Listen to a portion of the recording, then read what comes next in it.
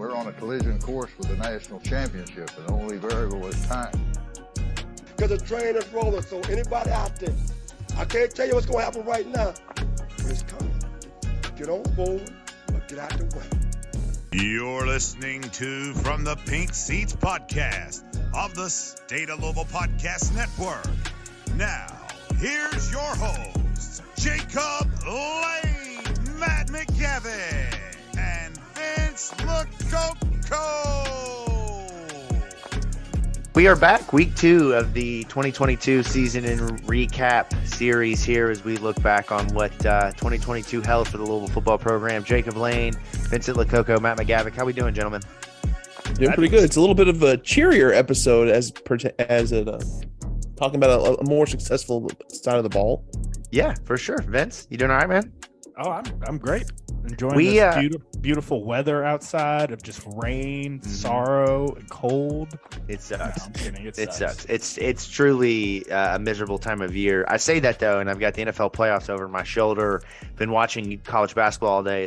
But what we are here to do tonight is to talk about the other side of the ball for Louisville, and that's the defense. We talked about the offense last week with Keith Tobridge, former Louisville football tight end. Tonight, our good friends, number one recurring guest, Keith Wynne, will join us for his 8th or 9th or 10th appearance, somewhere along those lines. And then Dave Scull drops back by, and he'll join us with Keith Wynne. I always love pairing Keith with different entertaining personalities. We've obviously done that for years with Cameron Teague of the Courier Journal, Matt. But this year we're bringing on Biggest Biscuit to join us. And there's a lot to get into for the defense because the defense obviously has been the number one storyline under Scott Satterfield. I mean, it almost cost him his job in 2021. And this year, it's kind of that just be patient, keep waiting type of thing. And we finally saw, if you continue to plant and to harvest, you're going to reap good things. And that's what they did with this defense. And it starts with Mark Ivey, who, Matt, you wanted fired a year ago. I did. So I feel like you got to eat your crow, man. No, yeah, I wanted both him and Stu Holt fired. Well, Stu ended up leaving on his own volition, and I like you said, I'm eating crow because I said I did not think Mark Ivey warranted remaining on the staff because for those first 3 years, the defensive line was just close to a non-factor, and then the defensive line goes out and is arguably one of the best units on the entire team. So he deserves props and I deserve crow. Yeah, and we're going to break down a lot of the storylines, the position groups. We're going to hand out position grades again as we did last week. And then just obviously, what does that mean for 2023? The offense changing a lot, obviously. No Malik Cunningham returning, Jack Plummer and Pierce Clarkson kind of the next era at quarterback. But the defense is really hit hard by graduation, NFL declarations, transfer portal, including today, just hours ago, Monty Montgomery entering the portal for Louisville. So we'll talk about that tonight, and we'll talk about what that means and why all caps gives me some qualms about what happened. Man. Portal. But the defense, obviously, a lot to be excited about. So we'll talk about all of that tonight on From the Pink Seats podcast. We're going to continue this series for the next couple of weeks. We're excited to be joined by some former players, potentially some coaches over the next couple of weeks as we continue to look back and then, of course, look forward to what that means for 2023. So we thank you guys so much for tuning in here in your off season. I know your time is valuable. Basketball is not as fun as we expected it to be. Not a lot of good things happening outside of the Louisville women's basketball program. So we thank you guys for choosing to spend your time here with us listening to football, because there is a million and one reasons to be excited for next year. But before we can officially, as Matt says, turn the page on the week, before I every time Matt tweets that, I literally picture him in this like fancy sweater with a pipe in his mouth, turning the page and closing the book. Maynard every week I'm like right on his lap, right next to him. He's stroking Maynard's head. He's like, I'm going to officially close the book. But we're going to close the book on 2022 by looking at the team from a full perspective. And it's exciting knowing they won 8 games and the defense played well. But obviously, I love that phrase. I love it too.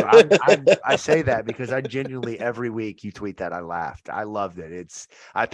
We need to take a picture of one Matt closing the book that he can make into a graphic to share out each week. Like Burr's birthday time. Yes. Pictures.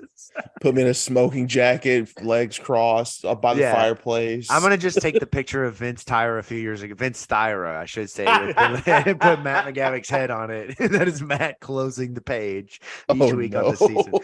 Oh, man. Well, we've got a lot to get into. We thank you guys again for tuning in. Subscribe anywhere you get your shows, rate and review from the Pink Seats podcast. And of course, follow us on Twitter at Pink Seats Pod. Give us a follow at the State of Lou, at U of L Report. And of course, at Matt_McGavick, at Vincent Lococo, at Jacob Lane 08. Check out stateoflouisville.com and the Louisville Report of Sports Illustrated. And after all of that, now it is officially time to bring in our good friends Dave Scull and Keith Wynne to talk about the defense.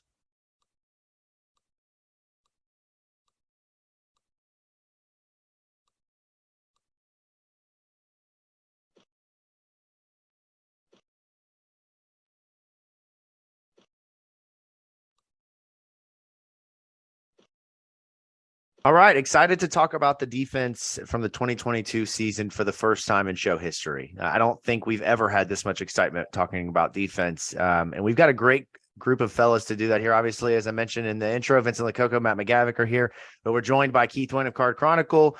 Dave Scull, Mr. Biscuit joins us, of course, of 93.9 ESPN Louisville. How are you, my guys? It's great to have you all on the show together. This is like, I think the audience is going to be excited about this pairing more so than maybe any in show history, including us. It's going to be a lot of football nerd speak, and I love it. I love talking football with Keith Wynne, man. We go down the nerd rabbit hole every time we do. So it's I'll forgive people. I'll apologize, I should say, in advance. But this is what people tune into this podcast for, isn't it? That's right. They come here for the nerdiness, breakdowns of everything that on radio would be bad radio. You know, you can't dive into snaps per player, per missed tackle, and all the things that we're going to do tonight. But we're excited to keep it moving along here on the series where we're going back and looking at the 2022 season and telling the story of how the season kind of finished there. And obviously it's a tale of two different seasons, really. And we're going to get into that tonight on the defense. That is not I don't think that's clear. That is evident anywhere else on Louisville's football team than it was with the defense. It's almost like, BC, post BC, pre BC, when you're talking about this defense overall. But we're going to dive into some statistics that tell the story. We're going to obviously talk about some of the key storylines and then give out position grades just like we did last week. How would you guys kind of walk away from the season? What did you kind of take away from the defense? Obviously, things changed after the season pretty quickly with Satterfield leaving, and it's going to be, you kind of toss it all out compared to, years past where you've had, to the same coaches here. And this year it's obviously going to be new guys, but what did you all think of just the overall performance? I would imagine you were as excited as all of us were. I mean, it's hard not to come away and Matt, I didn't ask you. I know your opinion. I know your opinion on the defense. I'm sorry, Matt. That was not for you. Sorry, I'll fuck off now. He was waiting on that. That's fine. I appreciate you all treating Matt exactly how we treat Matt. That's great. Shut up, Matt. Anyways, you guys, the floor is yours, Matt. I'm going to put you on mute if you're not careful. I guess I'll jump in. Obviously it was kind of like the culmination of where we saw kind of, that big jump. We saw the defense kind of trending at least a little bit better each year, but still never really getting to where they needed to be. I think we finally got to see, the defense total kind of get the total package going, get all three levels playing at a good level. And we saw what the defense kind of that potential, maybe even probably the ceiling of where it could have gotten to, even in the future. And I think that was the thing. It was fun. This was a fun defense to watch. There were frustrating times at certain moments, but you watch any team in the country, I mean, there are going to be frustrating moments. But I think that it was a fun defense to watch. A lot of havoc, a lot of turnovers, a lot of big plays. And that's the one thing I think the biggest takeaway for me was just how, entertaining it was to watch this defense this season. Yeah, so I'll talk about before Boss College, and don't refer to it. I figured this out really quickly as BBC. Okay, we're not going to do that. People take it the wrong way. So we'll say. Is that the show name, Jacob? Yeah. Can you say BBC on the radio? That's the question. I said it and like immediately, I think somebody texted into the text line right after I said BBC, and I was like silent for a second because I realized in my head, I was like, oh no, that's people are definitely gonna, and they just like got like 5 or 6 texts in a row. They're like, yeah, BBC, good job. Was this Pornhub radio? Straight to the mixtape. That's right. So basically, I think we all agree there were stretches in those first 5 games of the year in pretty much every single game. And Boston College is almost an exception, but even then, that the defense played well for several possessions in a row. Like there was long scoreless streak. Obviously, the UCF game was a good performance front to back, but there was, I think, 7 straight possessions in the Syracuse game where we held them scoreless. And the defense held serve for a while, and the offense just did nothing. And that happened several times in the early season. So even with overall, like the Florida State game, the second half was a disappointment, but there were stretches in the first half that the defense played well. Every single game, even the losses, they had stretches where they played well, and you felt like if they could just put it together, this could be so we could have something, right? And after the Boston College game, we kind of found our stride and had that 4-game winning streak, and we got to see what this defense could look like firing on all cylinders. And I think a couple of the returnees kind of hitting their stride post-injury finally, with Monty improving as the year went on, Keitrell Clark playing more like his old self as the year went on, and the rotation sort of gelling as the year went on, and guys like MJ Griffin and Quincy Riley taking bigger roles, I think spurred this defense. And eventually that defensive line, like we talked about the last couple of years, if we could just get that defensive line to play like they needed to play, we might see this defense work, the way it's supposed to work. And we thought it would be maybe Jermaine Lole that made that transition happen. And of course he got hurt in the first game, but it was awesome to see sort of defensive line depth develop and this pressure defense become what we thought it could be. Statistically, and what would be his swan song as the Louisville defensive coordinator, Bryan Brown's defense was one of the best in the country. I mean, when you look at it from top to bottom in total defense, they finished 24th. They were first in the country in team sacks, 8th in team tackles for loss, tied for 2nd in turnovers forced. They finished 11th in red zone defensive percentage. They only gave up 21 touchdowns in the red zone this season total, which again is 11th overall when you look at that statistic from a total standpoint, including field goals. But and then on third down, they are 21st in the country in percentage, and fourth down, they're number 1 in the country in percentage. So you talk about a group that finally, like you said, Biscuit, they clicked, and they're spurred on by the leaders at the top, and Yasir Abdullah with 9.5 sacks, Momo Sonogo with 89 tackles to lead the team. Yasir Abdullah leads with 15.5 tackles for loss, and then Quincy Riley with 3 interceptions leads the way there. And this defense at times, they looked like if you put them on the field in Alabama jerseys, you wouldn't have any questions. And I know that sounds kind of silly to say, considering that we've seen, all the years that Vince Lococo was there, defenses just get, essentially lit up week in and week out. And it was your offense that was having to care. That's not his fault. No, he's doing Bobby didn't practice defense. Everybody knows that. No, we know that. Right. Entire practice was scripted. As we all know, that if you score more points, you win in the game of football. And that's been the philosophy in a lot of ways over the last few years. But this defense really brought it all together. They, obviously there were still struggles, and we're going to get into some of that. I've got some statistics that were very interesting that kind of tell where this defense's weakness really were, and where their strengths were. And let's start with the defensive line. We'll start with this position group overall. Obviously, I mentioned the sacks, 50 sacks on the season for the defense, 24 coming from the defensive line. That is a record under Scott Satterfield and Bryan Brown here at Louisville. The defensive line absolutely cooked this year, and that does not include in these numbers Yasir Abdullah. That is Yaya Diaby, that's Ashton Gelati, that's Des Tell, Jared Dawson, Mason Reiger. These guys really stepped up as a pass rushing unit, and they were able to do a lot of things. Keith, Biscuit, Matt, anyone here jump in who Vince included, anyone that would say, what was it to your eyes that was different about this group than the last 3? Because it's a lot of the same players. I mean, I know there were, like Biscuit mentioned, you have the injections of guys like Quincy Riley, and Lole obviously didn't have the impact, but you have a Sonogo. But what was different to the person that looks at this and is trying to figure it out? What was it that made everything click for all these big statistical numbers? I think it's execution. I mean, I've been screaming the word for a while, but guys did their jobs. And I think, really where they were better than the previous years was right in the middle. I think that Destel and Jared Dawson specifically made a lot of those plays that you don't see on the stat sheet. I always think back to this play. I can't remember what game it was in. Might have been the Pitt game where Yasir Abdullah made this great tackle for loss. Stop the running back for stop and force the punt. You go and you watch the play, and Jared Dawson, blows the center up into the running back's lap, stops his feet, has to change direction, and Yasir Abdullah is there to make the play. But Jared Dawson makes that play. He is the guy that causes the disruption. And when you look at what they did well this year, they were disruptive. And for 3 years, we were just kind of hoping to see that.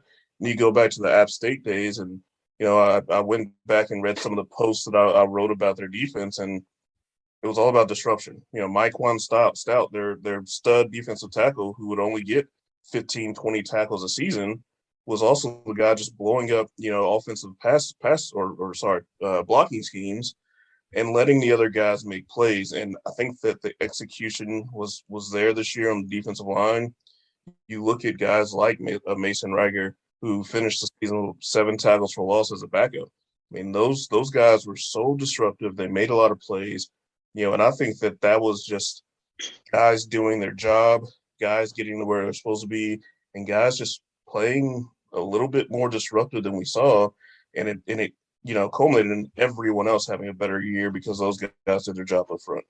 I actually brought up Jared Dawson because, just kind of combing through some stats earlier, if I were to ask you guys who the highest rated defender on this team, not named Yasir Abdullah, was, a lot of you guys probably would think maybe Monty, Momo, another one of those guys who create a lot of havoc plays. But just looking at PFF, their second highest rated regular starter for Louisville, on the defensive side of the ball, was Jared Dawson.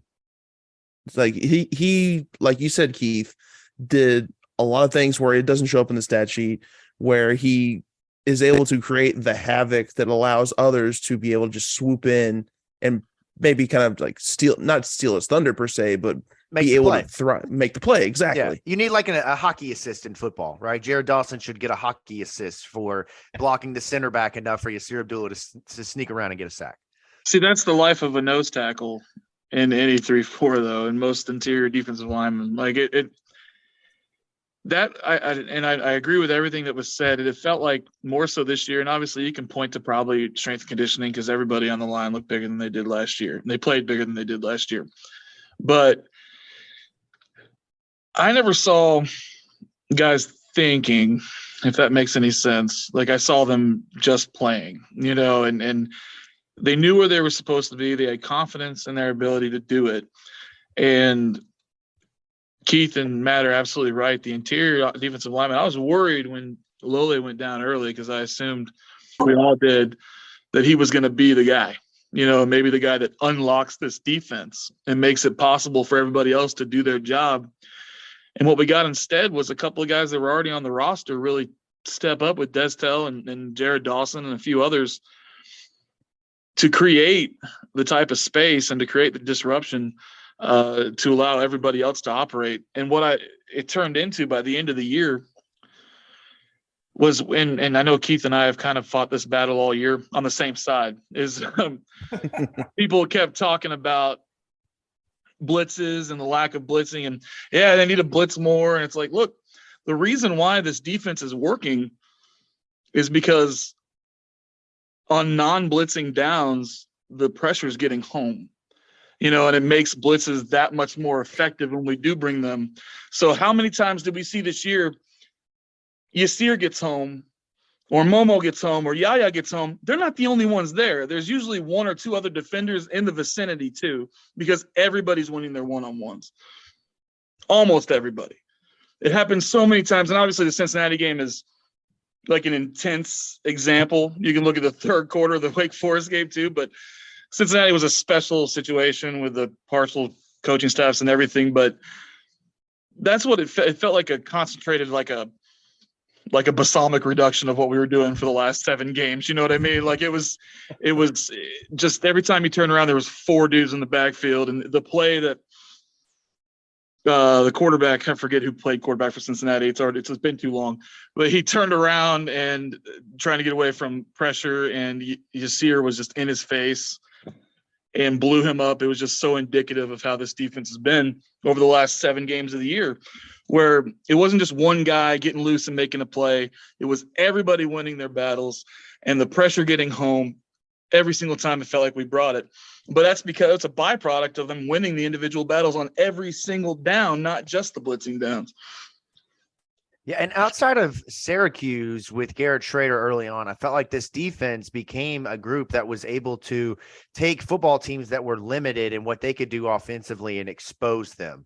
Louisville did a great job with that. If you think about now, they really forced James Madison, and more so was that because of injury to the quarterback, but they forced them to just be a completely different team than what they were from a game planning standpoint. We saw that in parts of the game in Wake Forest, NC State, Cincinnati is another great example where running quarterbacks just got bottled up and they really became a one-dimensional football team. Vince, from a play calling standpoint, did you see anything differently or anything that stood out this year that Bryan Brown did that necessarily highlighted the defensive line? It felt like, well, it didn't really highlight the D-line, but it plays hand in hand together where it felt like to me we had a lot more mugged up linebackers, you know, filling the A, B, C gaps, whatever you want to call them, pre-snap. And like Biscuit was talking about, a lot of times we got home just bringing our normal pressure. And I think a lot of that had to do with Coach Brown deciding for those guys to be mugged up a little bit more. So D linemen were able to get that first step easier and, confuse the offensive line a lot more. When you're thinking about those linebackers when they're front of mind like that, I mean, yeah, for sure. So to piggyback on that, I think one of the things that we saw is that their run defense was a lot better, except for the games when it was bad. You know, like the Boston College game was like it was so much better, but then it was like, oh my God, it's like this is like back to like first year stuff where their run fits were bad, right? Yeah. Well, one of the things in the UCF game, I remember that was a game that really stood out to me. Early in the game, they had just really bad run fits. Linebackers just weren't where they were supposed to be. And I think one of the changes was that they did start mugging up those linebackers and just putting them in the gaps. Instead of giving the lineman an opportunity to get to you, take it to them. And I think that was one thing that really stood out. But to go back to some of the things on the defensive line real quick, a lot of third-year guys getting to that third year, and they're starting to learn everything. It's becoming easier. And Biscuit talks about seeing guys not have to think. Yeah, I mean, when you know what you're doing, and everyone is on the same page. When they're rotating 3-4 guys on the defensive line this year, like it was nothing. And I think that was because they had some veteran guys in there that knew what they were doing now. And your third year, you're a vet. I think that really helped those guys take that step forward. And once you had that core group of guys that they worked with, I think that helped them kind of turn that corner, so to speak. And I think a lot of credit specifically has to go to D-line coach Mark Ivey. And that's someone that I know on this show, I was super critical of this time last year because, I mean, for the first 3 years, I mean, we got so little production, so little impact from the defensive line as a whole. Now, they were good individual parts, sure. But, like, as a whole, you couldn't really rely on the defensive line to contribute anything relatively meaningful. And then all of a sudden, like you said, Keith, a lot of those guys are a little longer in the tooth, have a lot more experience, and then it all came together. So I really enjoyed seeing, throughout the season, starting as early as South Florida, the mix of younger guys. Tafik Thomas played a lot, and by the end of the season, they burned through that red shirt pretty quickly. Selah Brown was another one that played in a lot of games. They were what we expected. The offensive line has been talked about as this group for years, that it was going to be so deep that you could just 5 in, 5 out. And that's what it was really for the defensive line this year. And it was really, really exciting to see. And when you look at Football Outsiders, they've got a lot of advanced metrics, but one of the ones that I always like to look at from a disruptive standpoint is busted drive rate. And Louisville finished 26th in the country this year, according to Football Outsiders. That's really good.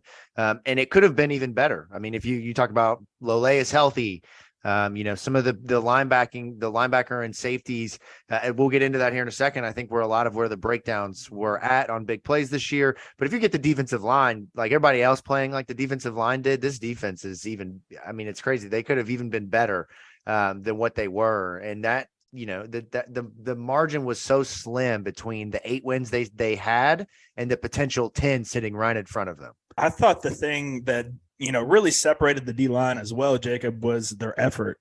I mean, that they had the best effort out of anybody on the entire team.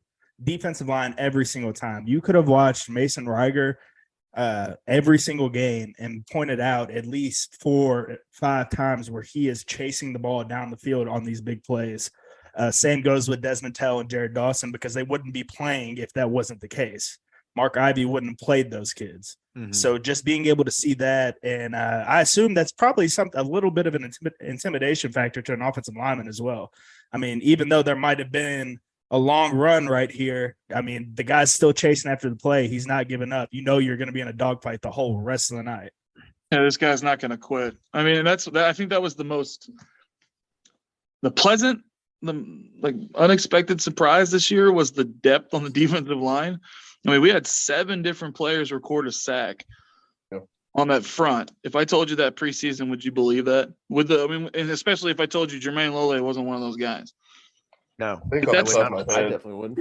I remember last year, I can't remember the stat off the top of my head, but I think Ashton Gelati and Yaya Diaby or Ashton alone had had as many sacks in his freshman year as the entire defensive line the year before, or something along those lines. Yeah, I remember that. I was like, this is bad. And led to, I'll eat crow on my displeasure with Mark Ivy's tenure early on.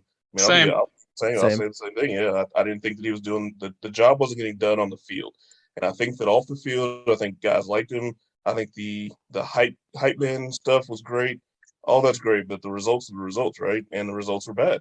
And this year, you can go down to having guys like Caleb Banks, who I think we all know has the potential to be a great player, couldn't really crack that rotation as much as he wanted to, So, that was the stuff that you kind of look back on. And it's like, man, these guys at the top of the list, a couple walk-ons, former walk-ons, and Reiger and Puryear were able to hold off these younger guys who we saw that potential with because of that effort, and also because they got the results done, man. And I thought that was really, again, one of those fun and exciting parts of this season was seeing those guys play so well. Yeah, who thought Mark Ivy would go from probably the assistant coach that caught the most flack, positional coach that caught the most flack from people like us, to we have to find a way to retain him on Brohm's staff at the end of the year. There were 2 coaches that people were starting to catch on to, and those were Stu Holt and Mark Ivy. And we see how those situations went completely opposite of each other. Uh-huh. But kudos to Ivy, man. He stuck it out. Coaches in the bowl game, and look at it now, you get this leftover piece of Sat staff and Mark Ivy that everyone was the best leftover piece. It's the best. I've been around them more than anybody, and if I had to pick one person to pick, it'd be Ivy 10 times out of 10. I love hearing that from somebody who actually played with him. He's just coached with him. You'd run through a brick wall for the man at any moment in time. He's absolutely a dude. He's a dude. The term leftovers implies that it's unwanted. I don't know how you all feel about leftovers. Things that are I think there's some good day after chili. There's some food that's good as leftovers, and there's some that's not good as leftovers. Mark Ivy is, I can't. What's a good leftover food? I feel like a mac and cheese is always solid. The second time around. Chili's good. Yeah, for sure. Unless it's or any kind of a stew that sits there overnight. So Mark Ivy's a chili. And then a leftover coach that you don't want is sushi. There you go. Is Nocta that piece of hard candy that sits at your grandma's all the time that just won't go away? It's still just as good. It's still just as good in year 1 as it is in year 60. Exactly. It's good every year.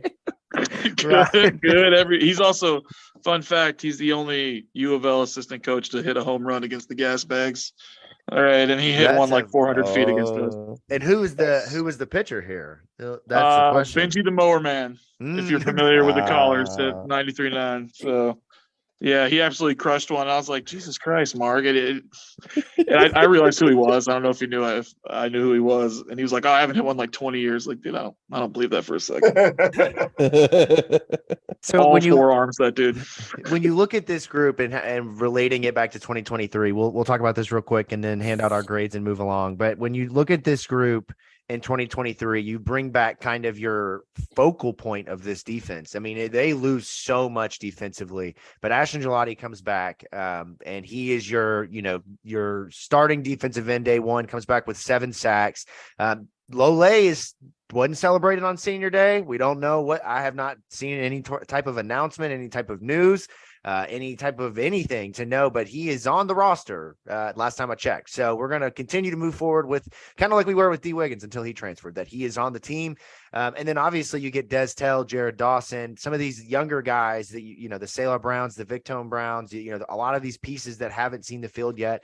Do you guys feel comfortable that this group can kind of springboard themselves from the momentum of 2021 or 2022, into 2023 and beyond, assuming that Mark Ivy is either coaching the defensive ends, the defensive tackle? I mean, I'm not sure what the divvy of duties is going to be there.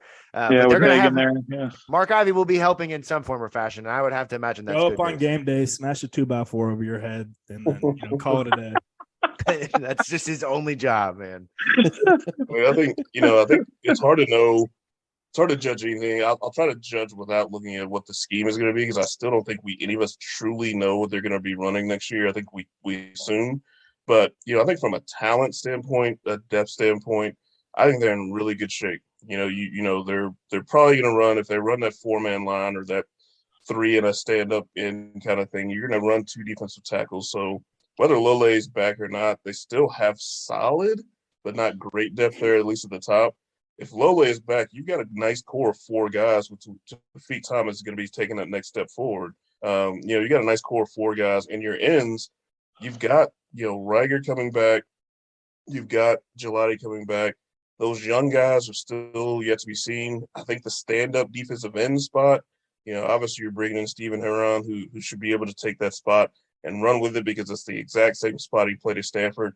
But you have Cam Wilson, Papa Williams. I would assume Raheem Craig is probably an option to go to that side and make that move to being that rush in, because that's what he's good at. You've got young pieces that I think, from what we saw, even in flashes of these guys and small moments, some of these guys only played 30 snaps last year, still came away with a couple tackles for loss. If they can kind of keep that momentum, and I think they've shown that they at least have the talent and have the skill. I think it's all about, whether or not things keep progressing from a strength and conditioning standpoint, all that stuff like that. And then, like I said earlier, guys going to just getting older, that's going to be a huge plus for them. You've got some truly veteran players now that have been here in the system or at least been here on campus for a while. I think they could definitely keep it going. But losing a guy like Yaya Diaby with the season he had, it's going to be tough. But I think they have, as a group, as a whole, they're bringing back a lot of guys that should be able to make an impact.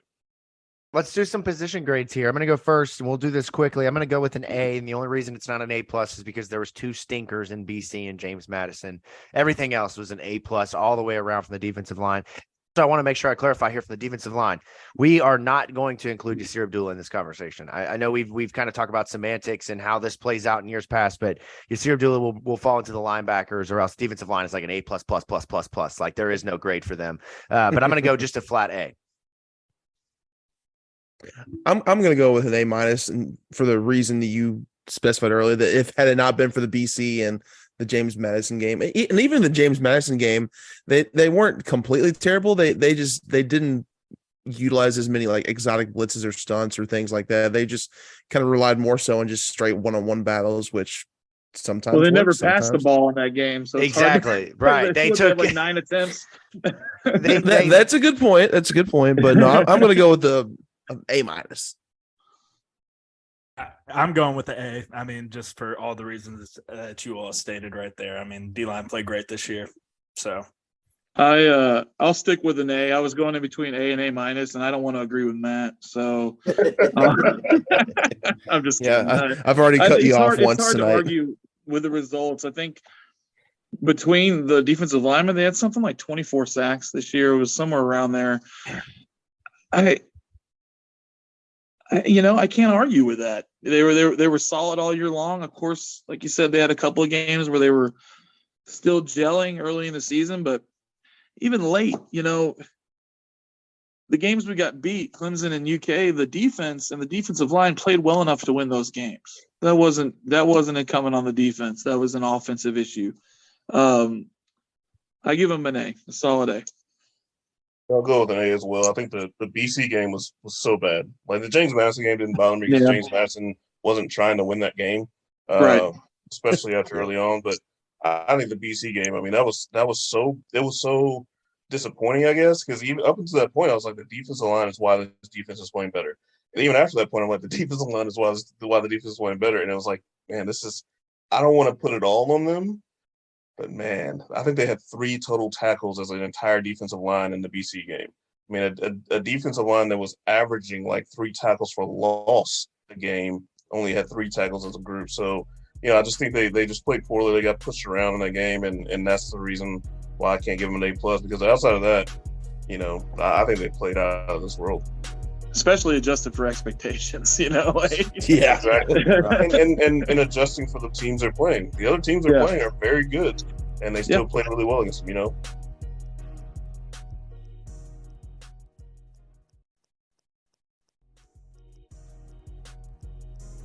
Let's look at the linebackers. This was an interesting season for them because you bring in a fresh face. It's been a pair of linebackers over the years of Dorian Etheridge and CJ Avery, and then CJ Avery into Monty Montgomery, and now Debo Jones steps in. But Momo Sanogo comes in from Ole Miss.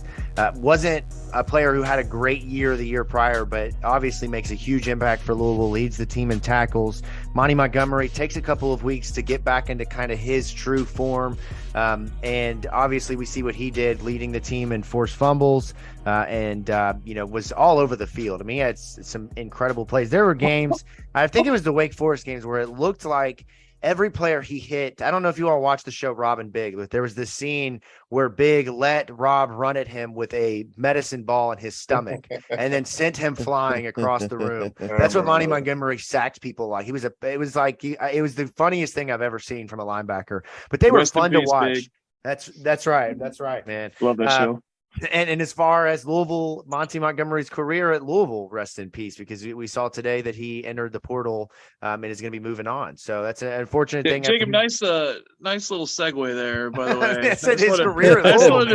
I just wanted to stop everything and recognize that professional radio podcast segue that you just dropped on the audience. Speaking of rest in peace, like what a line. You know what else is dead? I mean, I thought I did a good job there. If I could have, I would have been patting myself on the back in the middle of that. It was incredible. That's a Blankenbaker into a Reed for Goomer and Company is what that was right there, man. But overall for the linebackers, they play really well. And then you add in Yasir Abdullah, and you're talking about the biggest snub in college football of any award was the fact that Yasir Abdullah did not win the ACC Defensive Player of the Year after he leads the league in sacks. Obviously he leads the team in tackles for loss with 15.5. He had 2 interceptions, but really had 3 because he had one called back in the Pittsburgh game, and then had fumble recoveries, forced fumbles. I mean, he did literally everything.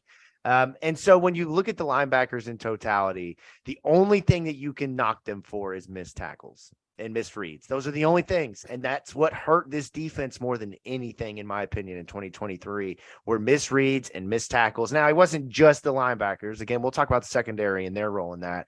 But overall, how could you not be more than ecstatic from what you got from Yasir Abdullah? The guy's going to parlay that into making millions of dollars in the NFL. The thing that I noticed just changing from year to year, just outside Yasir Abdullah on the inside linebackers, is guys like CJ and Dorian seeming a little bit more passive, where it's taking them longer to read a hole or to shoot that gap, and maybe cause for them to turn what could be a 2-yard TFL into a 1-yard gain because they're just taking a little bit too long. And I think that played a little bit of a factor into us missing tackles this year was guys like Dorian Jones and Momo and Monty either over pursuing or under pursuing and just seeing a gap and going. And although I do like that and a linebacker, it, can bite you in the ass a lot of times.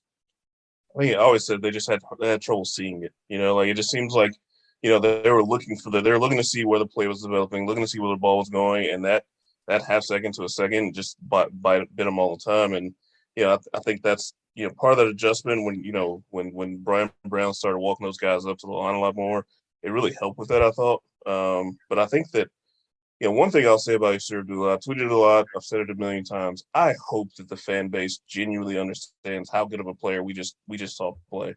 I think that especially with what college football is now, and you've got the portal, you've got guys being able to leave early, guys sitting out games, things like that. There's a little bit of there's a separation between the fans and really being able to latch on to players like we used to be able to do. And I hope that people really enjoyed watching that guy play, because not only did he play at a high level, the effort was always there, and I thought that he really represented Louisville out off the field extremely well. And I think that stuff just gets lost sometimes. And I really enjoyed the hell out of watching that guy play. And I think that the work he put on, he and Yaya Diaby, and I followed these guys this past summer, just keeping up with their social media a little bit. Those guys worked hard this past offseason, kind of in a way that you felt like, man, they saw us like, hey, this is our last chance, and they left it all out there. So I really appreciate Yasir Abdullah, because just as a fan, I love watching the guy play, and I appreciate the fact that he put so much work in.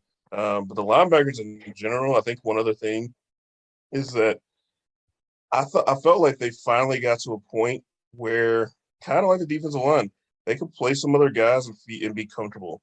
Debo Jones essentially took Monty Montgomery's starting spot earlier in the season because Monty wasn't playing at the level he needed to, and I felt like that just clicked for Monty. It was being able to punish guys by sitting them on the bench is the best way to punish guys, because it usually clicks, and Monty came back so strong that he just ended up just taking, he took that starting spot back and ran with it. And, those guys really played really well. I think we're obviously going to really miss Monty. And then Debo obviously was the guy that was probably going to step in as well. But those guys, I thought they had a really great season, and Momo's such a great leader as well. So I think it hurts. Obviously, it hurts when you look at the scheme we're probably going to play next year, and just thinking how naturally we could have had Monty and Dorian step in there. But I understand.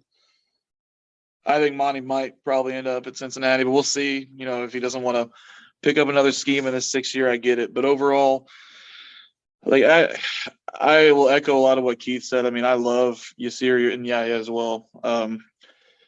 But seeing them like set a mark after last season and then go after it and get it this past off season, it was awesome to watch. And Yasir is just one of the most purely disruptive players that we've had at U of L ever.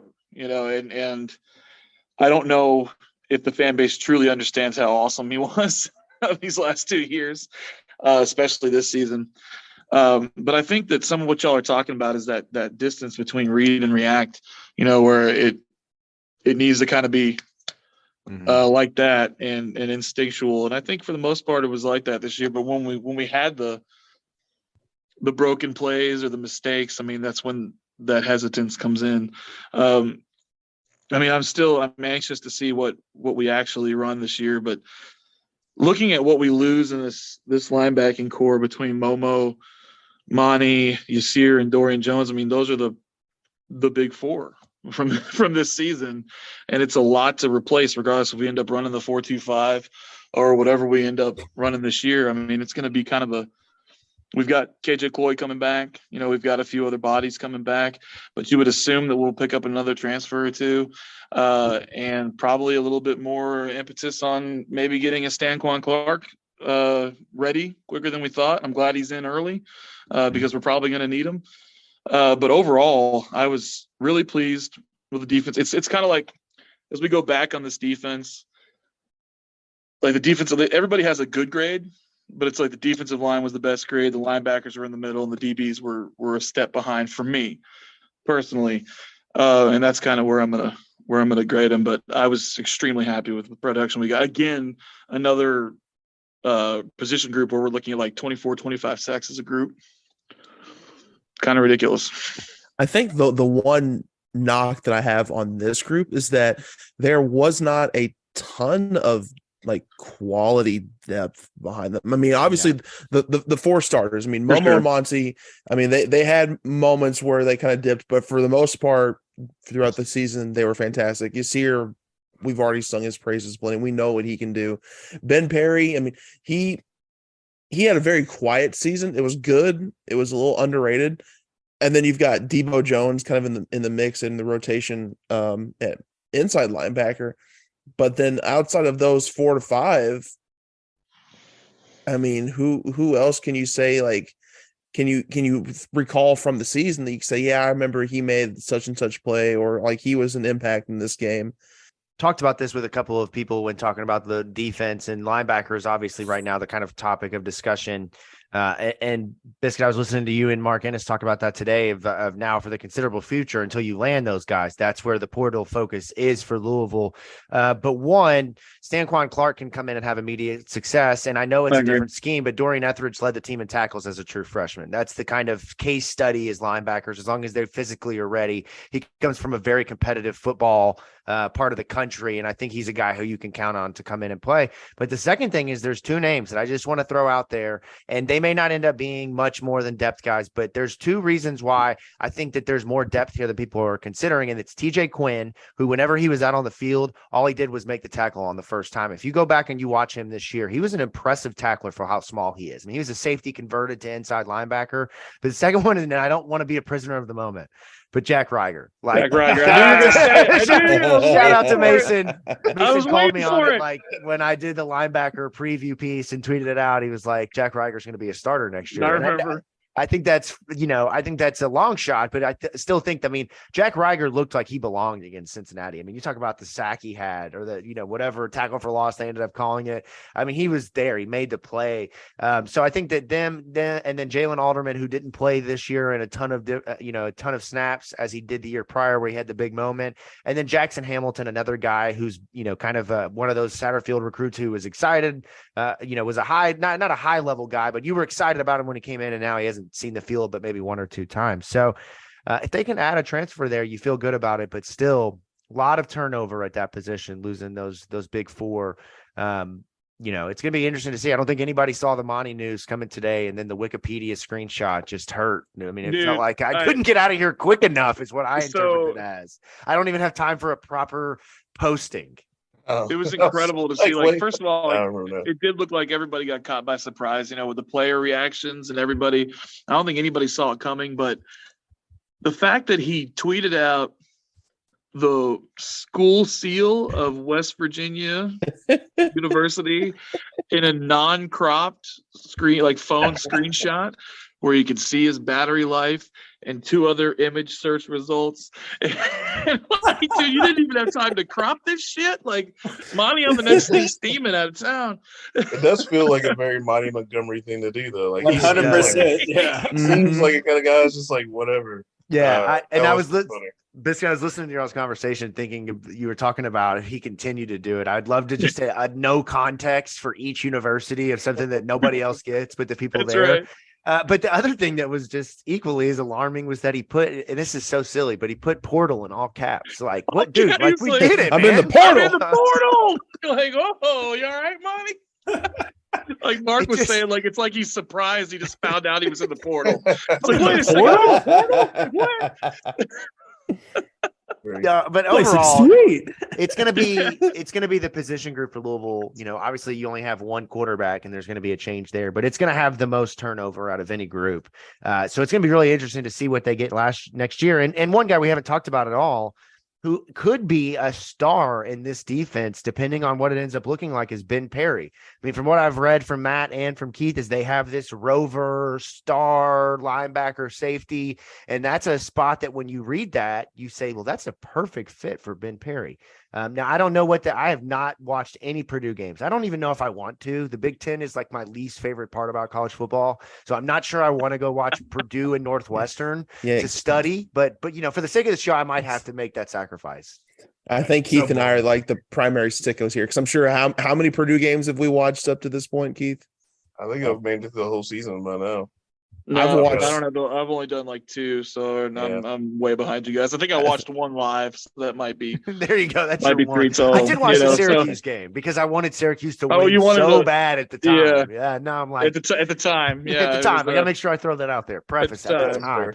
All right, But yeah, so it does from feel like Ben Perry fits into that like Sam Starr type position in the 4-2-5. I mean, it might be when he opted back in after entering the transfer portal. I was excited about it. I like the kid's game a lot, and I think that he could be a really good fit for this defense. Bryan Brown played a lot more nickel this year, with Trey Clark in the slot. Yeah. So, Ben Perry kind of was the odd man out. But when he was out there, I mean, he made plays. He still showed those flashes where you can see how athletic he is. And then the other thing about Ben Perry is he is huge. Like, he's not big massive kid from a weight standpoint, but he has super long arms, big broad shoulders. He's just a big, massive college football player. So I think the big thing is, can he?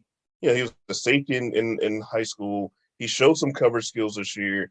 Can they keep his weight down to the point where he can play that hybrid nickel safety rover kind of thing that they roll out? And I think if he can, he could be a star in this defense because he's got the talent. I think it's just really more about keeping him on the field as a hybrid guy, as opposed to what they were doing last year where they had to take him off the field. Yeah, the thing that's a little concerning about Ben Perry is the coverage numbers. Targeted 21 times by opposing quarterbacks, which, when you look at the top, which we're going to get into, who do you think was targeted the most here in a few seconds? And I think we all know the answer to that question. But Ben Perry targeted 21 times, 17 receptions, total of 182 yards. So he was a guy that defenses felt pretty confident that they could, offenses felt confident that they could throw at. But here's the other thing that, more exciting, not so bad news is went back and I listened to the episode, Biscuit, that we did before the season where we talked about the linebackers, and Vince had a simple question: is do you have enough ass to set the edge? That's a requirement? And Ben Perry did a good, for a guy who, as Keith said, him and I are close to the same weight, and we obviously see the difference in what that looks like for him and me. Like But he looking set in the the mirror, edge. right? Yeah, right. I He definitely had don't enough look, ass. I don't look cool in a Louisville uniform and 2 sleeves and a visor. He does, right? But he did do a good job of setting the edge when teams did inevitably say, hey, we want to test that you can, go up against our offensive lineman, or that you can make a play against our running back who is, just going to plan to run through you. There were obviously lapses just like everybody else, but Ben Perry, I think from a run standpoint, was much better than he was from a passing standpoint. And that's kind of surprising. So definitely something to watch moving forward. What about grades? What do we got here? Biscuit, I'll start with you. What do you got for a grade for this linebacking core in 2022? I'm going to put the linebackers at it's a borderline between a B and a B plus, but I'm going to say B plus. Based on the strength of the play of the starting unit. Like it's just overall they did a good job. They had a couple of poor games against the run, but they overall I was really pleased with linebacking play. I'll give it a B plus. I'm gonna go with a B for these guys. Like Matt highlighted earlier, Ben Perry had a really underrated season. I was I'm not ragging on Jack, but Jack wasn't the most athletic guy. And it was refreshing to see Ben be able to set the edge and also play decently on those passes. And I feel like a lot of that was him more second guessing. Am I in the right spot? Because Ben Perry can make any play out there on the football field at that position. He was a damn 4 or 5 4-star safety or whatever. He can make any of those damn plays. So I feel like a lot of it was him second guessing and questioning himself. So this year, I really think is going to be the big jump year, and why he came back for, it's pretty easy, decision if somebody says you're going to be the focal point of the defense, Yeah, one of the focal points. For sure. Matt, what do you got, man? I'm actually going to go with a B minus. We've already talked about how great the starting 4 backers in this defense were, which they were phenomenal. I'm not taking away from them. I just wish there was a little bit more depth to kind of rotate guys in and out. And then there were times where the tackling was just awful. God awful. I know Monty had 19 missed tackles, if I remember correctly. I know Momo had 10, Debo had 11, and this was I was just sifting through some of the tackling stats. I knew Louisville was not a great tackling team. I did not realize they were this bad, because according to PFF, they had 168 missed tackles for the year. That's crazy. And you talk about, I think Keith said earlier that this was kind of what the ceiling of this defense was. I disagree with that. Not to disagree with the great Keith, the great football mind of Keith Wynne, but You this wait till he left defense- before you said this. Yeah, I'm when he just comes gonna- back. Jacob's like, wait, is he gone? Wait, let me tell him. Let me go ahead and get my anti-Keith stuff in. Keith, Jacob while you was were talking gone. shit about you. Oh my God. While you were gone, Keith, I disagreed with you. Breaking news. But what I was saying before I was rudely interrupted by the peanut gallery was you made the comment at the beginning of the show that this was kind of the ceiling of what this defense was. It could be under Bryan Brown. And I thought that they could have been even better. Matt mentioned 68 missed tackles, Matt, on the season. Yep. You talk about numbers like that from a group that's in the top 25 in total defense, number 1 in sacks, tied for second in turnovers. This is why all offseason I was beating the drum of, I know that these Scott Satterfield teams of the past have done this, but this is going to be different. And it took a long time to get to it, but obviously by the end, things looked a little bit different. Now, we're going to transition here. Keith, let's get your grade first. Linebackers. What did you grade the linebackers? So I think for the production standpoint, the guys that were really out there, that's really what I'll grade on. I think they were A-. I think that they had a great season. I think that Momo, Monty, and Yasir were kind of the key guys, and it's hard for me to say they weren't very, very good last year, or I guess this year. Yeah, and just to cap this off here, my final grade is a B. I really liked the development of Debo Jones and obviously the addition of Momo Sanogo. How Yasir Abdullah gets you already bump up the letter grade by 3 just based off of his production alone. I would have liked to have seen more, not even from just Ben Perry, but Marvin Dallas, one of the biggest, in my opinion, one of the guys who just didn't live up to what I thought he could have. Did we even have a Marvin Dallas alert this Not past a single season? one. He did have one forced fumble on the year, but nothing besides that on special teams. But I just Marvin thought Dallas multi-pass. Marvin Dallas multi-pass. That's right. Blast from the past, man. But it's little things like that prevent me from going a little bit higher in the grade. But let's talk about the secondary. And Bisk, I think you mentioned it earlier. When you're talking about the defense being the AT&T towers, or your towers Right. on your phone, the lowest one is the defense. From the defense is the secondary. And they played much better. Let's start there. I think that's a good place to start. Give them a nice pat on the back before we tear them down. They played much better. They were a huge reason from a turnover perspective that Louisville did what they did. There wasn't one guy who had 6 interceptions, 7 interceptions. Their leader had 3, but there was a total of 4 guys with 2 interceptions. Now, 2 of them were linebackers, which I guess that kind of tells you everything you need to know about the secondary. But still, these guys were out there making plays, and it was contagious at times. You did have Catrell Clark, Rance Connor, Chandler Jones, and Josh Minkins with 1 pick, but they spread the wealth around this year compared to years past. But a lot of big plays, man, a lot of big plays. And the games you can highlight here are Boston College with Zay Flowers, and Josh Minkins, unfortunately, being the recipient of what will be Zay Flowers' ultimate highlight tape for the NFL draft.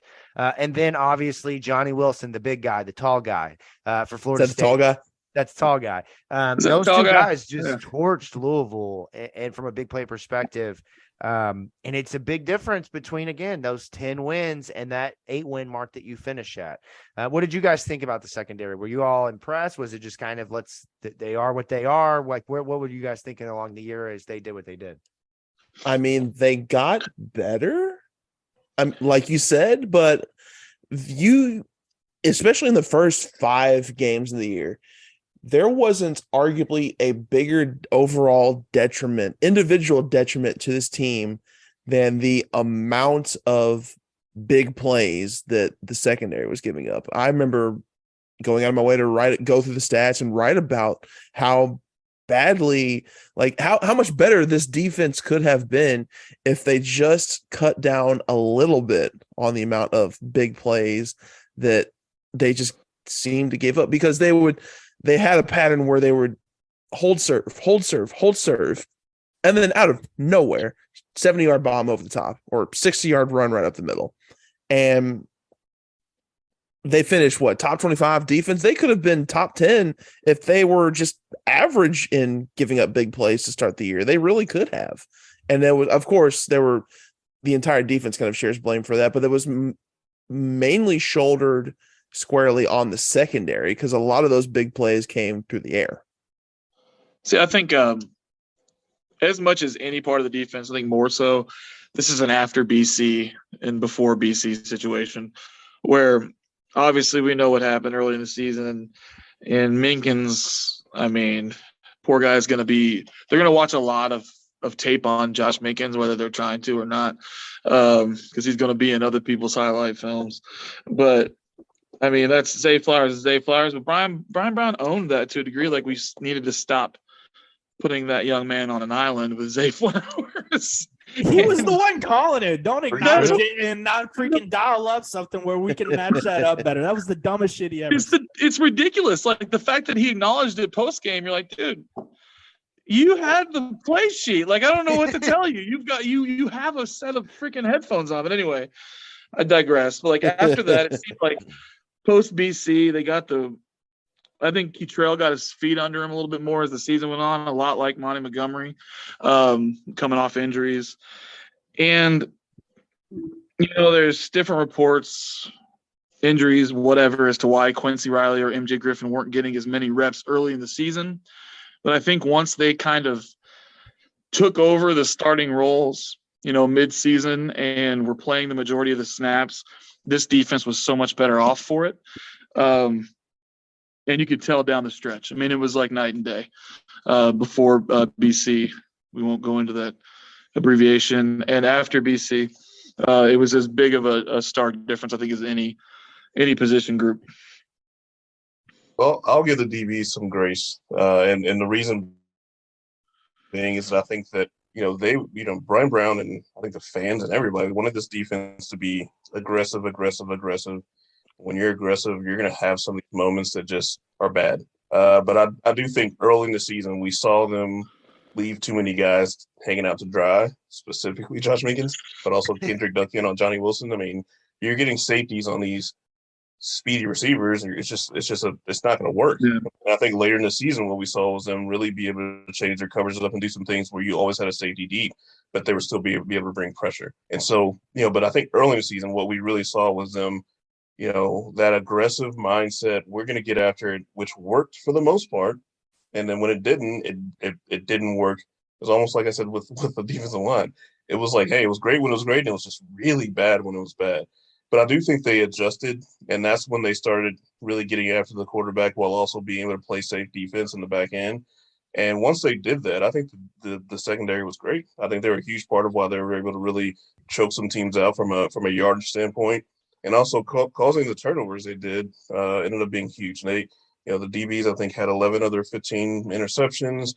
They had a handful of forced fumbles. And then they also made plays, just huge plays. That was the thing. It wasn't just, hey, a batted ball down or getting a third down stop or even just getting a turnover. It was, getting a pick six here and there and stuff like that. One of the things that I think that the defense, the secondary was really good at was getting off the field on third downs. So Louisville finished 13th in the country in stop rate. And, a huge part of that was obviously getting teams in third downs and getting off the field.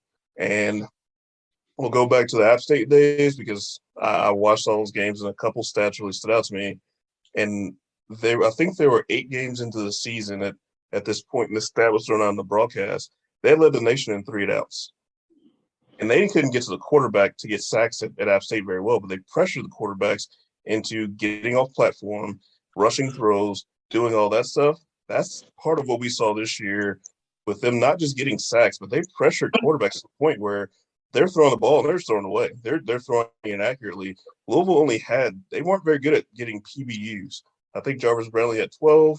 I think the next closest was Quincy Riley with maybe 4. So they didn't have, a bunch of guys out there batting down balls. They had a bunch of pressure and quarterbacks making inaccurate throws, and they were picking off a lot of those passes as well as getting on the field. So I think that's where they really were really good. I'm not going to grade them as hard because I do think they were part of their issues were a byproduct of the pressure they're trying to bring. But I do think they could have been better, obviously, especially from Quincy Riley actually only had 2. The next one behind Brownlee was a tie between Keytrell Clark and Yasir Abdullah with 4. Oh, surprise, surprise. Yasir pops up again. Shocker. I would liked to have seen this corner group in particular just be a little bit better in man-to-man coverage. Brownlee in particular felt like there'd be often times where It was almost like the Chandler Jones syndrome that Jacob likes to see, where the P gets picked on and it's a roller coaster of how well he's playing. And I just want to see more wanted to see more consistency out of that. I mean, it's man-to-man coverage. That should be, I mean, if you're a DB, you should be licking your chops if it's just straight up man-to-man coverage and there's no stacks or bunches or squeeze formations or anything like that. I mean, it's just you and your man. So that's my gripe. And obviously play calling with Coach Brown, matching up a safety with a speedy slot receiver. In 19, we torched his ass every freaking day of practice with Tutu Atwell on that. You'd think he'd learn his lesson from that. And I'm glad you mentioned Brownlee, because I actually think that he was better than a lot of the fan base wants to think that he was. Now, granted, there were plenty of moments where he got roasted, toasted, and abused, especially in that Florida State game. But I mean, he was, I guess, this year's version of Dr. Jekyll and Mr. Hyde, because he would make some amazing plays. Like, I go back to, I think it was the UCF game where UCF is driving down the field towards the end, and I think, was it Brownlee that got that interception that kind of sealed the game at the end? He made that play. He made a couple of really timely PBUs in the second half of the season. He was just one of those guys where, this is going to sound horrible saying it out loud, but he's the defensive version of Malik. The defensive version of Malik Cunningham. He's going to have some boneheaded plays, but he's going to have some really damn good ones sprinkled in between. Yeah, well, I can see it. One thing to point out with DBs, and something that should always point out at corners get beat. I mean, it's just the way it goes. And so I do think that sometimes, because of the fact they're always in the highlights, they get more heat than they probably deserve. And I'll agree with you. He had some really rough moments. He had some really good moments. You want to see him kind of smooth that out a little bit. But, Keely Ringo a couple weeks ago had a nightmare game in the playoff game. You go a few years ago, AJ Terrell, I'll never forget Jamar Chase just absolutely roasting him, and he still goes in the first round. God, they get beat, and sometimes, it's against good players. You want to see them get beat against good players. You don't want to see them get beat against not great players and all. But, I do think that that's part of that why that comes about is, people see a guy get beaten. It's just like, well, he's always getting beaten. I'm like, well, they're throwing. He's a boundary corner. They're going to throw at him more than everybody else. Yeah, and therefore he's going to be the guy that's going to be the GOAT sometimes, and sometimes he makes the plays. But one thing, no one cares when the defense gets off the field. It's not a highlight. You know what I mean? So he can break up a pass. He can have tight coverage and make that forces a incompletion. No one's going to care. He gives up the first down. Everyone notices, and that's one thing with being a corner. They talk about having a short memory and all that stuff like that. That's where you definitely want to see him get better at playing more consistent, as opposed to giving up so many first downs, which was my biggest gripe with him. Yeah, here's the thing, right? So everybody loved to make fun and poke fun of Jarvis Brownlee and how much he was getting cooked, me included, right? I mean, I was right in there in the peanut gallery at his expense, because it was funny at times, because the Florida State fans were like, yo, this is what's going to happen. And then it happened exactly how they said it was going to happen.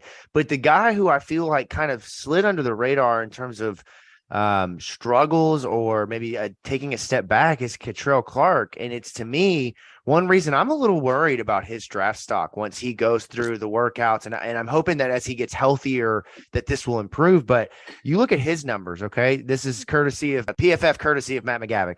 Ketrell Clark was targeted 68 times this season, second to Jarvis Brownlee, allowed 42 receptions for 426 yards and a team high 7 touchdowns.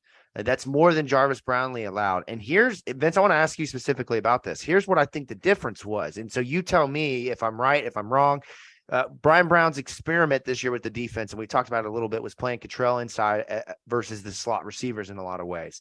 Did that expose some weakness in his game? Because if you go back to pre-ACL in 2021, Matt and I can remember you and I looking at the advanced numbers saying, how is this dude not an All-American? Because it was like no plays over 20 plus yards, no touchdowns, no anything. He was Jair Alexander 2.0. And then you look at these numbers and it makes you wonder, is this injury or what is this? Like, so what did you see? I think it's a little bit of both, a mixture of the injury and playing that slot position, a position you're not really comfortable with. Having 2 ACL surgeries myself, it's not an easy rehab by any means. And him, I can only imagine how hard it was for him to make those choppy, quick motions that a slot receiver makes within 5 to 10 yards. And just a sudden reaction, he's going to be a click slower. He just came off ACL rehab. In my opinion, I would have much rather seen him in his natural position where, he can open his legs up and run and just kind of go. Yeah, we talked about this a little bit last week with Keith Tobridge from a technical standpoint with coaching Keith and Dave. What we talked about was a lot of things that the average fan wouldn't look at ultimately kind of hurt the offense, right? One of them being too many tight ends on the field that aren't getting the football, too many players on the field that aren't complementing the star players, not enough options. I think the case here was, from a coaching standpoint, is why, if you're Bryan Brown, why test that after the ACL injury, knowing what he was pre-ACL, that he didn't even do it then? Why make this move now when you have what we thought was a deeper room? You have Jarvis Brownlee, you have Quincy Riley, and Quincy Riley, man, 33 Quincy Riley targets. needed to get more play. He absolutely needed to get more play. It just never made sense to me. Those kind of decisions. You'd think the data, the facts would say, let's hold off on that kind of thing until he's fully healthy, maybe. My guess, because I wondered it during the season, was just that he's the best option. Riley's a taller, longer guy. Brownlee's a little bit of a taller, longer guy. Maybe they just don't, maybe what they're saying in practice. But I mean, that's hard to know because I'm not there, obviously. But that was always my assumption. And yeah, he I think his first half of the season was much worse than the second half. I think he finally came on a little bit. I think that's part of why he was so emotional after the Wake Forest game when he had his big game. I mean, I think he really was struggling playing the game. I mean, you can see it. He was demonstrative out there. I mean, you can see it on the broadcast. He was upset after plays. He was showing it. So yeah, I do think that was kind of part of it, though, is that maybe that was really where he was the best option there while the other guys weren't going to be able to play inside. But it's hard to know. I mean, I know that Quincy Riley, from a speed standpoint, playing the slot would have made sense. But I think the other thing, think about it this way. The defense was good. I mean, I think I think that's the hard part. Nitpicking at this point. Yeah, it's like if they were playing really poorly, like he just kind of kept going with stuff that wasn't working, which we could all point to that obviously was an issue before. I'd have a little bit more. I'd be maybe a little bit more harsh on it, but I think that once he kind of turned it around, you kind of saw it working, and that was good. But yeah, I think we all kind of saw the same things, especially in the first half of the season, that he was just getting beat. I mean, nonstop. He was always there. It wasn't like he was getting smoked. He was just getting beat. By those few, a yard or two here and there. And it felt like, you can't help but say, man, it just feels like he's a step slow. And I think he finally kind of worked out. And that pick against Wake Forest, I mean, that's what you expected from him, Mm-hmm. I mean, just jumping a route and taking to the house like that. And it felt like that was just like a moment it kind of clicked for him. And maybe the injury was maybe behind him a little bit. Maybe he felt a little bit better, a little bit more healthy. And yeah, I thought it was, it just took a while to get to those, I guess. See, that was my contention all along, is that Keytrell struggled early, but I thought he was much more himself once we got on that run, and he was part of the reason why. Like, it kind of everything sort of got together at the same time. The rotation made more sense. You saw more MJ Griffin. You saw Keytrell Clark played better and more like himself as opposed to how he looked in the first 4 or 5 games of the year. Like, in addition to just like everything clicked at the same time. Which was beautiful to see, but he definitely struggled early in the year more than any other corner, I thought. Yeah, really interesting to see from him and Monty both coming back from those ACL injuries and how it took each of them a little bit longer to the point of early on in the season. 2 guys that you're, normally not saying, we need to make a change here go to the backup. You saw some of those kind of things. So just interesting. By the end of the season, you're talking about that gritty from Keytrell Clark on the touchdown. I think that knee looked okay. I'm just saying. Just based on the way, as a leader of the Quincy Riley fan club, I think the reason why he wasn't playing early, hated tackling. I mean, he just was not out. He was just olaying guys left and right when he got out there early. I think it was like, if you're not going to tackle, we'll play Chandler Jones out there. They played a little bit more rings counter. Yeah. That's a good way to find yourself next to the coach. Man, there was a play in the Syracuse game. I was like, no, man, you that ain't gonna work. You can't be out here. Just I just watched him go by me. It was bad, man. All right. I remember that. I remember that now. I know which play. Yeah, and he's in the portal now, but I've got to give a shout out to two of the weirder plays of the season. Rance Connor getting the butt pick against was it South Florida, I think, where the ball bounced off Yeah. of the receiver's Oh tush God, I forgot directly about into his that. hand. If you remember, Presley said, if that was my tush, it would have absorbed the ball and it would have never came out. One of the greatest lines of the entire season. But then there was also, I can't remember the specifics, but there was an odd fumble that Rance Connor picked up. And I remember being like, that play happens once for somebody to go back to get the butt pick and then the fumble. Just beautiful execution. Yeah, put some respect on butt fumble. Yeah. Don't say that. We know where that is. Are you fingers crossed over here for Lamar? Man, like it's funny. Just as a little aside, like when he got drafted, I didn't want the Jets to draft him because I didn't want them to ruin him. That's I fair. didn't trust the front office. I didn't trust the coaching staff. But now I'm in a weird place where I trust the coaching staff and I trust the head coach. They don't have an offensive staff right now. I trust the GM and they have all this young offensive talent around him that I feel like Lamar could be just fire to a fuse, in New York. And I don't really know how I would handle it if that actually happened. I'd probably pass out and die. But yeah, I want him out of Baltimore. I'll tell you that much. All right. Introducing soon the Jets podcast on the State of Louisville Podcast Network, hosted by Dave Scull. That's right. That's right. Jet up with Dave Scull. That's Yeah, right. it's crazy. There Though. we go. Growing up, my best friend was a huge Jets fan, so I remember the days of Chad Pennington and Vinny Testaverde, and then Brett Favre and all those mixed in. So I Well, I can tell you that arguably Chad Pennington might be the best quarterback the Jets have ever had. Really, that's my franchise. So there you go. Joe Namath is a Hall of Famer, but Joe Namath had more interceptions than touchdowns in his career. He had one great moment. Ken O'Brien was good. We've had one quarterback throw for 30 touchdowns in a year, and that was Ryan Fitzpatrick. So Put some respect on Fitzmagic's name. I love Fitzmagic, but the last year he was in New York, he was Fitztragic. So I don't really. All right, from a grades perspective for the secondary, we'll wrap up the show here with that. I don't think we can. You guys made me feel a lot better about the secondary, so I'm going I C changed my minus. grade. I changed my grade. I had a D Good. initially, and Keith was like, we shouldn't hate on him that much. So you talked me out of it, Keith. But see, Keith is a nice teacher, and McGavick is over here like a half a letter grade lower than everybody on every position. Right, he's the good angel on my shoulder. It's okay. It's okay. Yeah, no. I don't even know if I'm the voice of reason. I guess I'm the voice of hateration. I don't know. Hateration. That's a haterade over there. Yeah. I'm gonna go with a C, and it was a C minus, but Keith also bumped my grade up. But there's just a lot of room for improvement. Now, look, they were, Josh Minkins is only a redshirt sophomore, freshman. He's only really played 1 year of heavy football, so you can kind of give him a pass. But early it was ugly. They caught up late. Jarvis Brownlee made plays when you needed him to. They certainly could have played worse. So I guess that's how we'll grade this team, and we'll give them a C. You guys are tough graders. Yeah, I think they're a B. I give them a B, and honestly, the only reason I give them a B and not a higher grade is that it took them so long to get to the point of having MJ Griffin out there to show up their tackling. Because Derek Duncan at one point had more missed tackles in the Florida State game than any other player had in the entire country at that point in the season. I mean, I missed 11 tackles in one game. I mean, I don't know how you can't not. I mean, like I said, I'm trying not to. I don't want to grade the entire group of guys that didn't even play, but he was a starter for half the season, and he was a weak link on the team. And I think that's where, for me, the tackling was the biggest issue.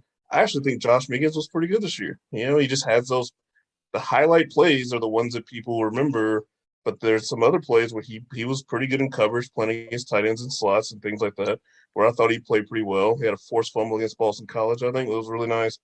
So I think, the corners, I think, were good. I'm actually kind of frustrated that Rance Connor hit the portal so quickly because I thought he was going to be a guy that can maybe take that next step forward and maybe take over a slot spot, but it is what it is.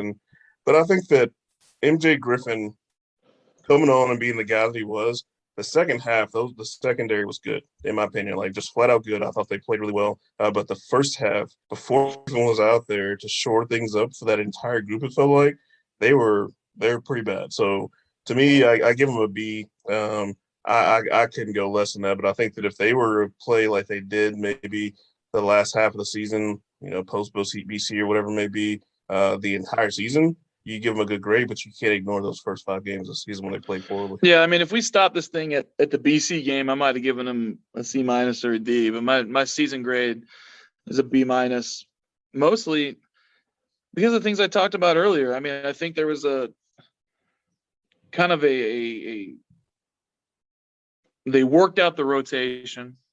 As Keith just said, like we saw a lot more MJ Griffin in the second half of the year. I mean, Kendarick Duncan just had issues in the first half of the year. He didn't look like the same player. Well, we got to remember Quincy, last season he was hurt as well at the end of the Air Force game with his hip too. So that could have been which makes a lot of sense. Yeah, when we're talking about like Keitrell Clark not coming back from his injury all the way and maybe being a little until about halfway through the year. I mean, it's probably fair to say the same thing about Duncan. But the combination of Keitrell playing better in the second half and Quincy Riley getting more reps and NJ Griffin being a bigger part of the secondary in the second half, I think all kind of added together to pull the play up. And obviously everything's complementary, and the kind of pressure that the front was getting is a big part of making the secondary look better too. But I still give them a B- for the year. I think they were not quite as tragic as made out to be, or at least as they looked in the first couple of games.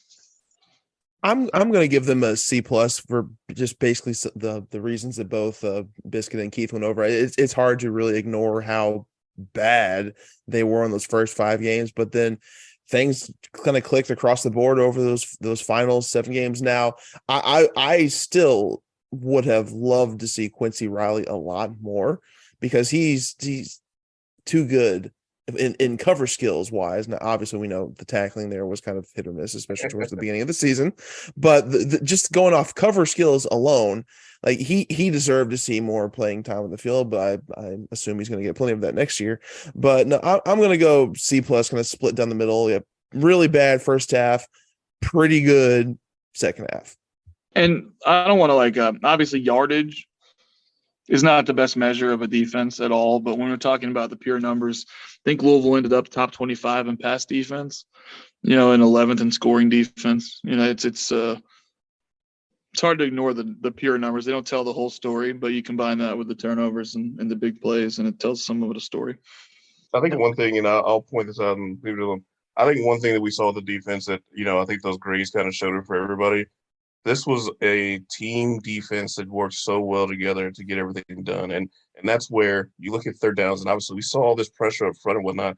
When you go back and watch those games, they were covering guys to a point where quarterbacks had to eat the ball a lot. It wasn't like, everyone knew the pressure's coming. They showed it every game. They showed it nonstop. But quarterbacks had nobody to find, and that's where I think that changed.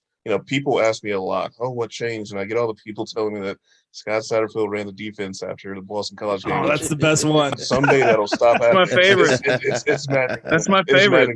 He completely took the defense. It's insane, but they also hate him too. So of course it's like, yeah, it makes no sense. All you have to say is, I'm gonna pay more attention to the defense, and people are like, man, this guy's a genius. That's what he did. But I think one thing they were able to do is they put it all together in a way that I thought was so good. It's all about your pressure has to match your coverage has to match your pressure, and watch that happen on a defense is just so much fun. I mean, that's where you look at the top defenses, the Alabamas, the Georgias, and all that and whatnot. They just stifle everything you want to do, and I thought that was so much fun to watch from this defense, to see them put it together after the years of them never getting it all on the same page at the same time. To me, man, it was just so much fun. Hopefully we get to see that continue with the players they have playing in this type of defense. Hopefully that bleeds over to next year, even though the scheme changes. Complementary football. There you go. That's right. For the last 3 years, we watched a defense that week by week, one group would stand out and the others would fade away. And ultimately, it cost Scott Satterfield a lot of goodwill with his fan base. Bryan Brown the same way. It led to a lot of losses, but it was great in what was, again, as I mentioned, the swan song for Scott Satterfield and Bryan Brown, to see that defense kind of finally get back to being one of the best that we've seen in really the last 10 years. I mean, we watched a lot of bad defense for a long time. And so it was great to see to kind of wrap this up. Here's the big story of how this all played together. You heard us last week talk about the offense really struggled. It was an offense that was led by the running attack. What carried this football team to 8 wins was the defense. And every single way you look at this, yes, the offense made plays. Yes, they scored touchdowns when they needed to. They got big plays from Jawar Jordan and all those guys, Malik Cunningham. But this defense was led by a group that could get after the quarterback, who could force turnovers. And you're going to win a lot of games as long as you can do that. And so it was great to see. But here's how it relates to 2023. We don't really know what we're going to get next year. We might be going back into the defense that's not so desirable. It's going to take a couple of years when you're rebounding from losses like Yasir Abdullah, Yaya Diaby.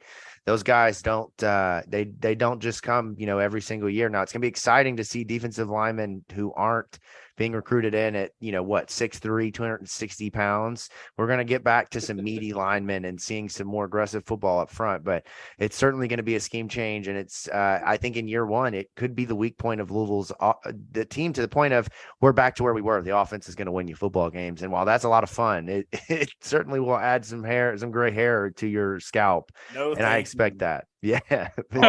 Offense sells tickets, defense wins championships. Yeah. I like them both. That's right. I would love to see more winning football next year with at least hopefully we can get after the quarterback. And I can tell you one thing for sure. We will crown a new sack king in 2023. Jacob's sack update will return, and we will continue to count the sacks week in and week out, because you can expect that from us here. Alan, put that on a shirt. Jacob's sack update. My mom is going to tell me. Jacob's sack on a shirt. I mean, Jacob's sack update on a shirt. Sorry. That's right. Oh, man. Well, that's going to do it for us here tonight on From the Pink Jacob Seats watches podcast. the sacks. Sorry, Jacob. Okay.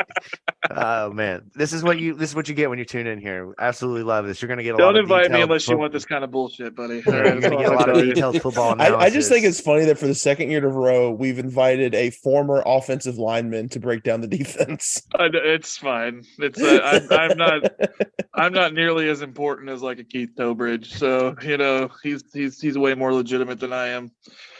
That's what you said about Jake Smith last time. I feel bad. I'm right. Come on, how can you disagree with me? Like I was a walk-on. I played for a year.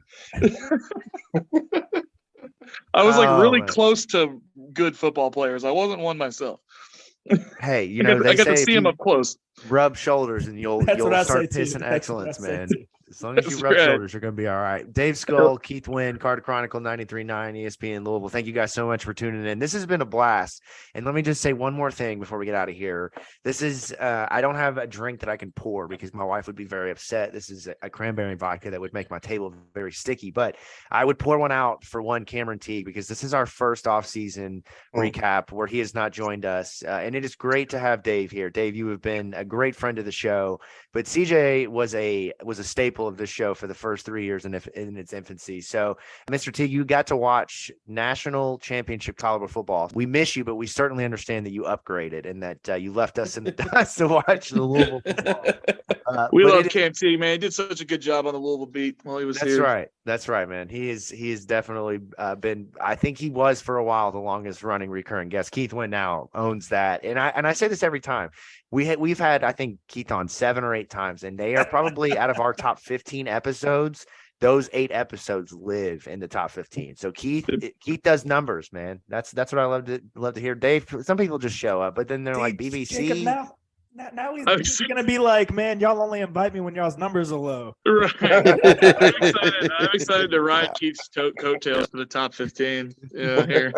Yeah. Well, you say that, and not to toot our own horn, but we are coming off the best month in show history. So a little tap on our own back there. But Keith is just, you're right. Keith is our tight end, right? Last week, Keith Tobridge explained the tight end is the security blanket.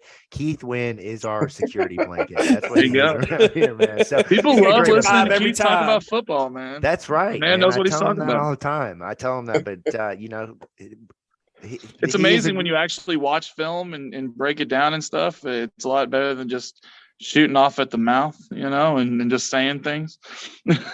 Yeah, look, I feel like you're calling me out, man. No, not even a little bit. Are you kidding me? I'm kidding. Like, who do you think I watch? Like, I watch the game. I watch it with an analytical eye, and then I'll watch for the next week. Though I'll watch Keith's breakdowns of the opponents, to get an idea what I'm looking at. Yeah. Here's one thing. We've lived next to each other now for 5-6 years, and we have never once watched a game together. And I think it's because the universe would explode if we did. I think the two of us, it would be Keith very relaxed, and me, Vince would tell you, I'm not the greatest to watch a person with because I'm here. It's this the whole time. If you put a plate of that Keith barbecue in front of me, I probably will sit down and shut up and watch a game. I think Keith and I only watched one game together, and it was Syracuse, Lamar's infamous Syracuse game. We watched that together in Joe's basement. Yeah. So what you're saying is you guys need to watch more party. games together. That's right. Yeah, well, that's I right. think we I'll can take make that more of those happen next year. games. That's right. Well, hey, 2023 is going to be fun.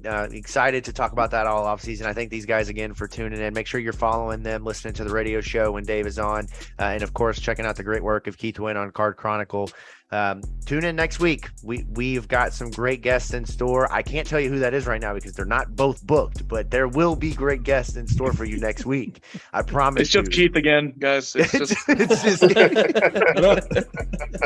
No, I'm excited. Tune in next week. We've got a great episode where we will look back again on 2022 in a different perspective. Until then, from the Pink Seats Podcast, anywhere you get your podcasts from, and go Cards.